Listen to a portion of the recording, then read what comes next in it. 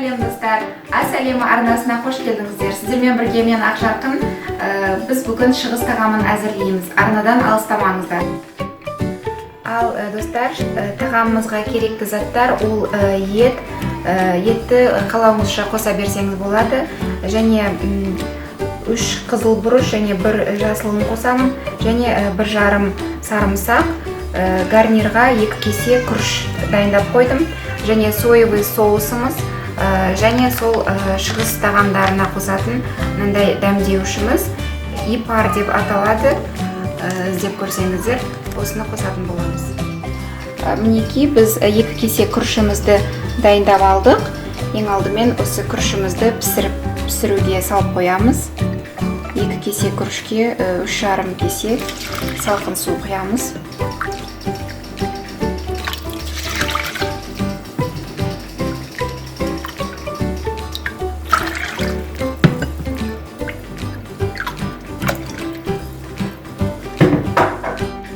Және бұған маги бульонымызды қосамыз. Мен ұсақтап дайындап қойдым. Және кішкене тұз қосамыз.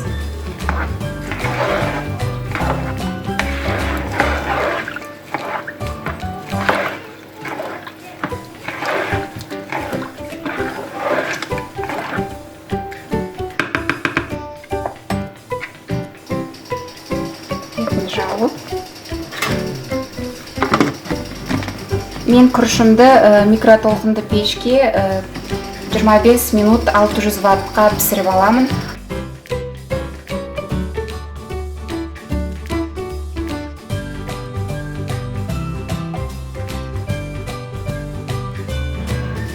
Ал енді біз күрішімізді пісуге салып қойдық.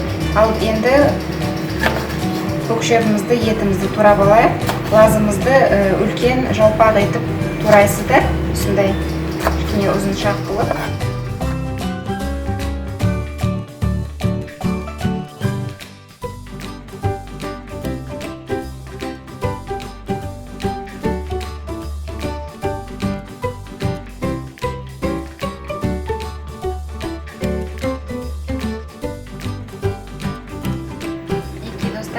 Біз етпен бірге қуыратын пиязымызды турап алдық. Енді тағы бір пиязды басқаша қылып тураймыз, ұзын қылып, яғни ірі-ірі. Өйткені бұл пиязды біз шала қуырып аламыз, сондықтан арасында тірі болып жүру үшін. Осылай ашып қоясыздар.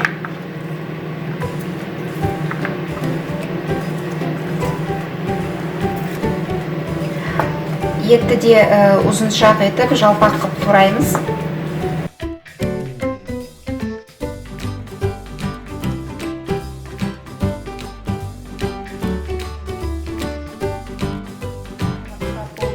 Енді осыларды біз алдын ала қызған майымызға қуырып аламыз. Оттың астын жақтық. Майымызды кішкене жеткілікті қылып құясыздар, өйткені емін-еркін қуырылу керек майда. Қызғанын күтеміз. Мінекей майымыз қызды. Енді ақырындап етімізді салып.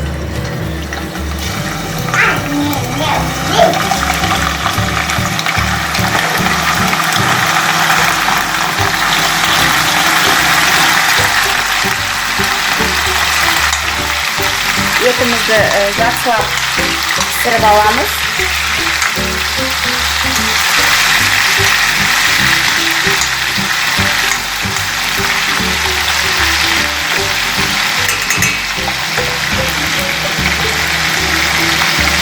Енді біз 3 қасықтай соя тұздығын қосамыз етімізге.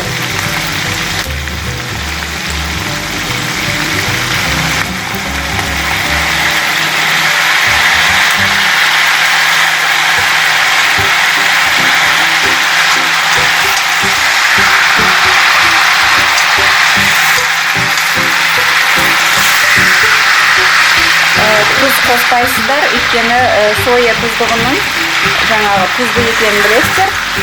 Сондықтан тұз қоспаймыз. Енді етіміздің піскенін күтеміз, әбден су тартылып қуырылып болғанға дейін. Енді біз 3 қасықтай соя тұздығын қосамыз етімізге. Енді етіміздің піскенін күтеміз, әбден су тартылып қуырылып болғанға дейін. Енді біз 3 қасықтай соя тұздығын қосамыз етімізге. Енді етіміздің піскенін Етпен бірге жаңағы жарты пиязымызды қуырып аламыз.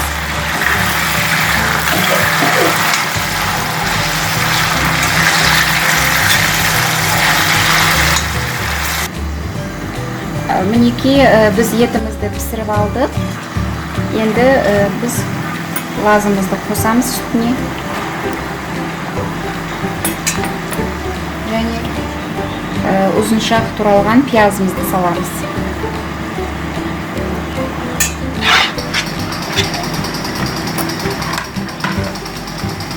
Салдық. Енді біз үстіне жаңағы дәмдеушімізді қосамыз, кішкене себіңкіреп.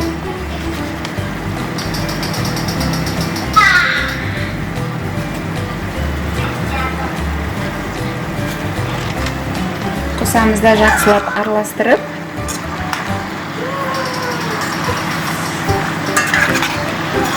Лазыммен пиязымызды көп қуырмаймыз.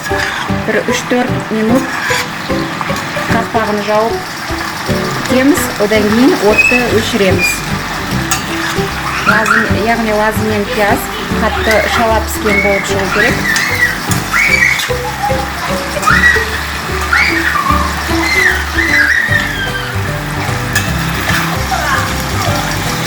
Жақсылап араластырдық. Енді қақпағын жабамыз. 3-4 минут күтеміз. Міне достар, біз пиязымызбен лазымызды шала қуырып алдық. Яғни жаңағы шығыс тағамымыздың салаты дайын болды. Отты өшіреміз.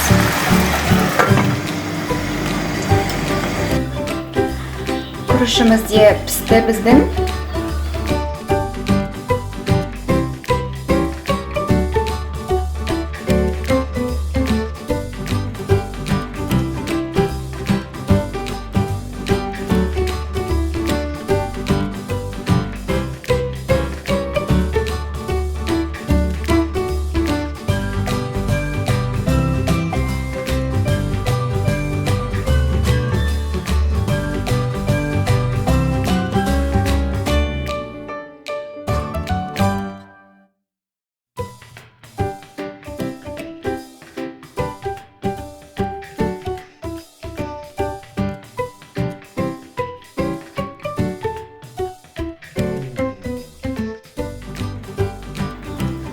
Мінекей достар, біз бүгінгі тағамымызды әзірлеп болдық. Рецепт ұнаса каналыма жазылып, лайк басуды ұмытпаңыздар. Сау болыңыздар.